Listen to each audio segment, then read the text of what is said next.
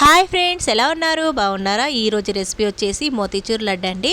ముందుగా శనగపిండి నానబెట్టుకోవాలి. మీరు కావాలనుకుంటే కొంచెం చిటికెడు బేకింగ్ సోడా కూడా వేసుకోవచ్చు. నేను అవేం కూడా వేయలేదండి, మీరు కావాలనుకుంటే వేసుకోవచ్చు.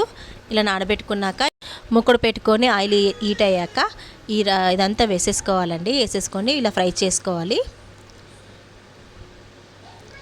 అన్నీ ఫ్రై చేసుకున్నాక మిక్స్ పట్టుకోవాలండి. ఇవన్నీ వేసి మిక్స్ పట్టుకోవాలి. కొంచెం బరకగా పట్టుకోండి. మిక్స్ పట్టుకొని పక్కన పెట్టేసుకోవాలి. తర్వాత ఒక గిన్నె పెట్టుకొని 2 కప్పుల పౌడర్కి, ఇది శనగపిండి 2 కప్పుల పౌడర్ అయిందండి.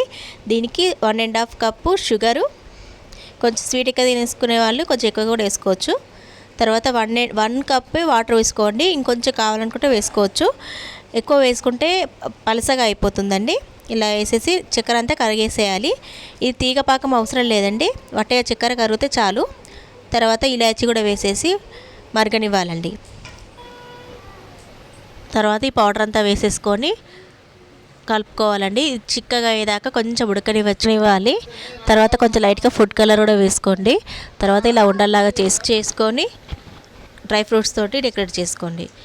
ఒక్కొక్కసారి ఆనకము ఎక్కువ అయినప్పుడు, కొంచెం పలసగా అయినప్పుడు, ముద్ద రావట్లేదంటే కొంచెం నెయ్యి, కొంచెం ఒక గిన్నెలో నెయ్యి వేసి దానిలో శనగపిండి వేసి బాగా వేయించుకోవాలండి.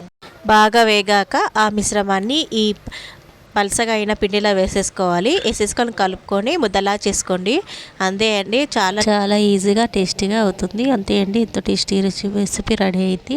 ఈ వీడియో కనుక నచ్చినట్లయితే లైక్ చేయండి, షేర్ చేయండి, సబ్స్క్రైబ్ చేసుకోరా. నన్ను ఇలాగే సపోర్ట్ చేస్తూ ఉండండి. ఓకేనా? హ్యాపీ వినాయక చవితి అందరికీ.